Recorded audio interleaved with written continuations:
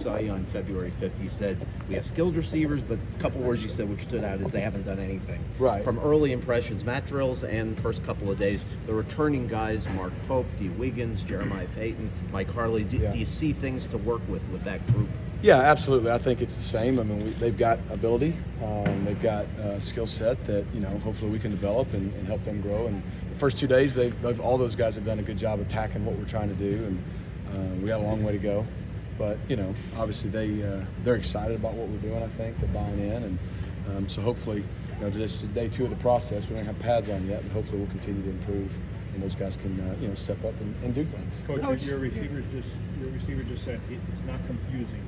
That's got to be music to a coach's ears. But how do they get adjusted to that tempo? Is that is hard. I think they'd probably tell you that's a culture shock. It's kind of like throwing them in the deep end and let them figure it out, But the whole idea is for it to not be confusing. If it's a fast-moving game anyways, these guys have a lot of talent. They wouldn't be here. So if we can get it to where they're reacting and playing fast in that respect mentally, then their ability takes over. And so that's what we're trying to get done.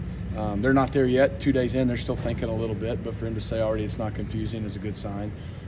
Look, you are what you repeatedly do, so we've got to build reps over and over and over, doing the same things over and over and over again to get in those situations when it's 100,000 people watching, millions of people on TV, 3rd and 7, and you can execute at that high level.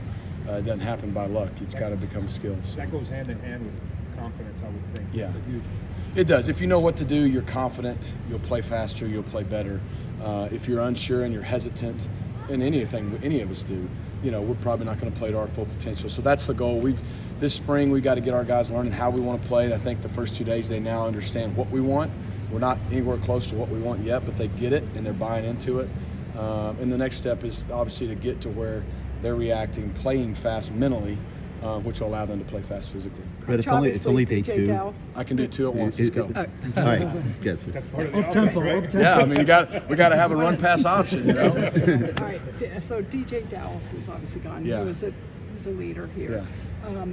Just how is Cam Harris doing? Manny Diaz was giving a lot of compliments. What makes him special? And also I wanted to know about, what's his name? Knight.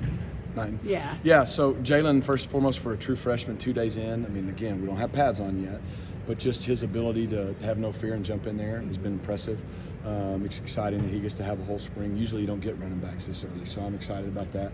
You can definitely see his burst and some of the reasons he's here physically, so hopefully he'll continue to get better as spring goes on. With Cam, obviously I have no preconceived ideas on anybody, and it's, again, 2 days in. But what he did in the off-season workouts, I noticed. You could tell that he has some explosion, and he seems pretty focused. Whether that's the same or different than the past, I don't really know. In the first 2 days, he's done a nice job of just going out there and doing a good job and showing guys like Jalen how to do things. So hopefully he can become a leader for us. Rhett, it's only day 2. You've got some important parts that aren't practicing right now and things like that. You've only been here a couple months, but your initial impressions on the talent base that you've inherited here and that you're trying to piece an offense together around? Yeah, I mean, look, the guys here are all here for a reason. They were recruited to come play at the University of Miami because they have ability. I think as a coaching staff, we've not even put pads on yet, so it's a little premature, but we are excited thinking that we have a chance. And when I say that, I mean we've got kids that care, they want to win, they love Miami, they're fully buying into the coaching staff and what we're trying to do offensively.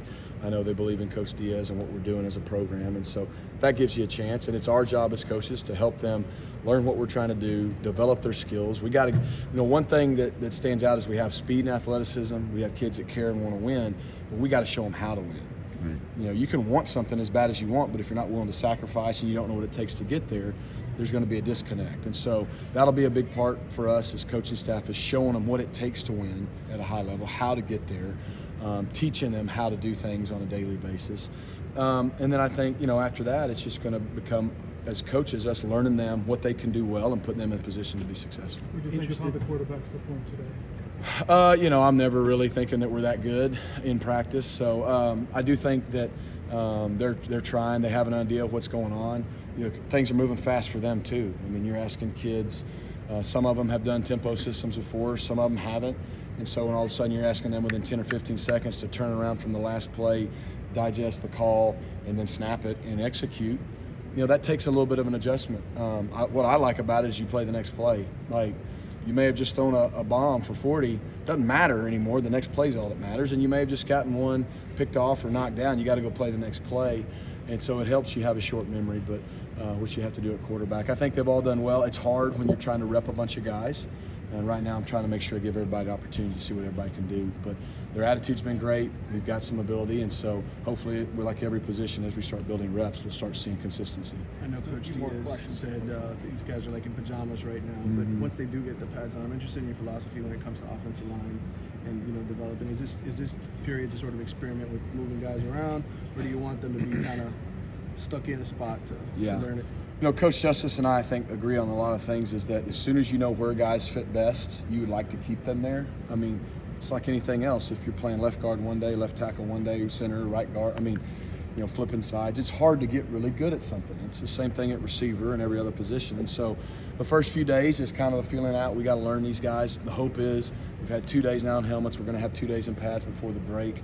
Hopefully, we don't have all the information then, but we have enough to have a good educated guess at there's where we need to put these guys and try to leave them there the last 11 days, because now you can see who's going to really improve, who can get things, who can get better each practice.